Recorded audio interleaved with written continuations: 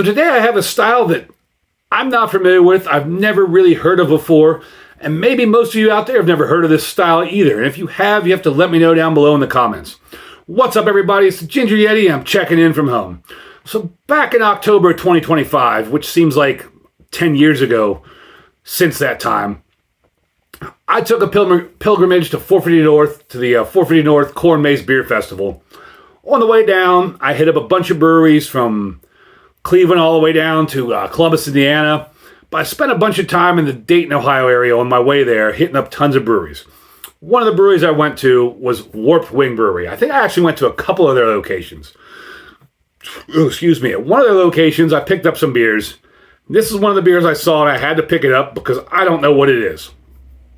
So if I don't butcher the name, too bad. I believe this is called the Pirogue, which apparently is some sort of boat, barge thing, whatever. The Pirogue Belgian Style Black Tripel. That's what I'm talking about. I have never heard of a Belgian Style Black Tripel. I've heard of Belgian Style triples. I've heard of Belgian triples. I've never heard of a black triple. Have you heard of a black triple? Let me know down below in the comments. So this is the Belgian Style Black Tripel brewed with coffee and aged in bourbon barrels. Sounds interesting, sounds delicious, sounds like a night ender. The can here has all kind of like boatmen and things. And I guess these guys are riding on pirogues. However you say it, pirogues. I wasn't even sure if that was pirogue or pierogi or what, and looked it up. And apparently it's pirogue or piro, depending on where you are. I guess the Cajuns call them pirogues with a hard G. So the can says here, kind of a little bit hard to read, 10% alcohol by volume, calculated IBU 24. Never seen that before, calculated IBU. Is that just different than the IBU? So 10% alcohol by volume, calculated IBU is 24. Brewed and canned by Warped Wing Brewing Company. I don't see a candle date, but I picked this up at the brewery, and I know it was probably brewed pretty fresh. It's bourbon barrel aged, so I guess the date doesn't matter too much. And there's a little blurb on it, which is warped and wraps around the can and is weird, so I'll try to read it the best I can. At the mouth of the Great Miami River stood 12... What in the world? You know what? I'm going to do it the easy way. They have the same thing on the back of the can written on Untapped. So I'm just going to pull up the Untapped because that'll be much easier to read.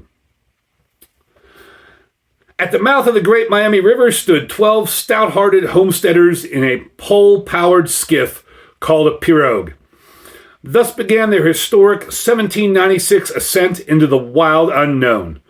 Through rolling chutes they pushed, through coiling eddies they pushed, through thickets of fog and snags of self-doubt they pushed.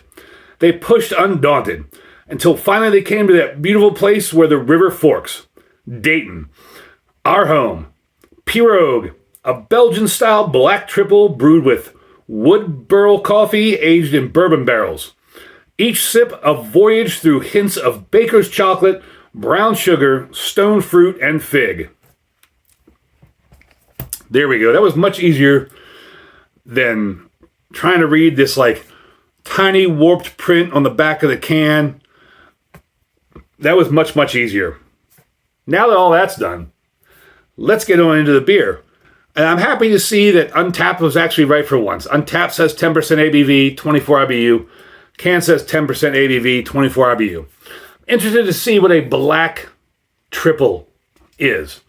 So on Untapped, this gets a 4.11 with 2,000 check-ins. Beer Advocate gets a 90 outstanding with 23 check-ins. And that just looks like a stout to me. I mean, that's pouring out like a stout. Get a nose on it here.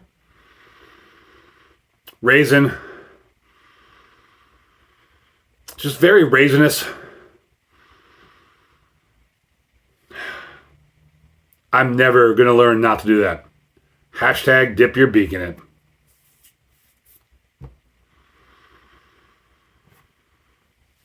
Yeah, it's just like raisinous and maybe a little bit of like bourbon. maybe a hint of tobacco. But looking at that and smelling that, I would say you handed me a stout. I mean, that's midnight black. Black as night can be. Light does not penetrate that whatsoever. Even when I put the high beam on, light does not penetrate that whatsoever. That is just midnight black, deep, dark nightmare black. And there's this thin ring of like khaki, tan, chocolatey head just clinging to the glass. And that's about it for the head. Wow, I'm excited to try this. I've never, ever in my life that I can think of had a black triple. Let's get into it. Cheers, everybody.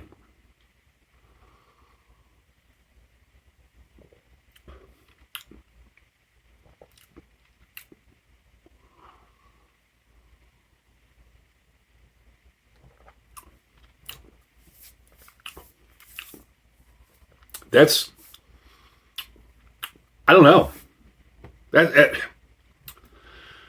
This is kind of mind-boggling.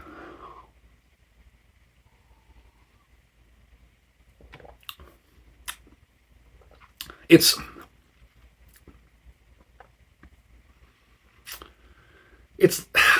like a light-bodied stout at first, but it's not light-bodied at all. It's not a stout at all. It's definitely got like a medium to full body. But on the tip of the tongue, I wanted to say, oh, this is just a stout. And then it melds into something more. And I'm getting lots of rich, bitter chocolate. There's a very slight hint of booziness. On the back end, it's got that wisp of that carbonation that I always complain about and I hate in Belgian beers. And it's just a hint of it, like a sprinkling of it, like a reminder, like, hey, this is a Belgian.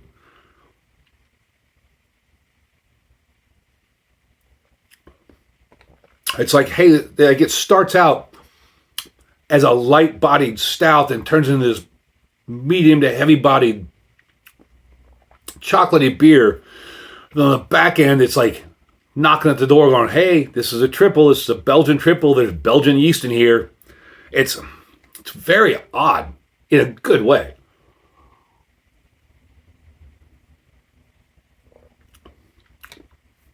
A little bit of booze. Definitely bittersweet chocolate. A little bit of drying on the back end as well.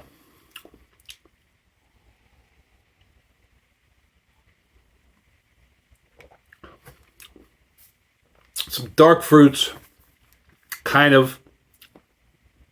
Maybe some leather in there. The chocolate, the bitter chocolate is the dominating flavor. And it's just so wild because you're looking at this. You're like, this is a stout. It touches your lips. It touches the tip of your tongue, the front of the palate. You're like, this is a stout. It enters the mouth and you're like, this is not a stout. This is a Belgian triple, but it tastes like a stout. But now it kind of has that Belgian yeasty pepperiness kind of almost, but this is kind of like like your taste buds in your mouth and your brain are just arguing with each other because it's so complex. This is decadent. This is easy to drink. This is amazing. This is a big 2 horns up beer for me. This is outstanding. I forget what I paid for it. I think it was kind of expensive. And when I say kind of expensive, I think I paid maybe 15-ish, maybe even close to getting close to $20 for the can. But it was something I've never seen before, never had before. This is really well done, really good, really interesting, really complex, intricate. It's mind-boggling because you think you're drinking a stout. It looks like a stout. It starts to taste like a stout, then it turns into something completely different. Then it finishes with that little like Belgian yeasty kind of kick in the back to remind you you're drinking a triple. This is absolutely a brand new style for me. Never had a black triple before, a Belgian Style Black Tripel before. If you made it this far in the video, have you ever had a Belgian Style Black Triple before? Is that some made-up style that Warp Wing just came up with? Or is that actually a real style of beer? Let me know that down below in the comments too. Have you ever had this? I mean, it says over 2,000 people have checked into it on Untappd, so maybe some of you out there have had this. This was a really cool find. If you're ever in the Dayton area, please go check out Warp Wing.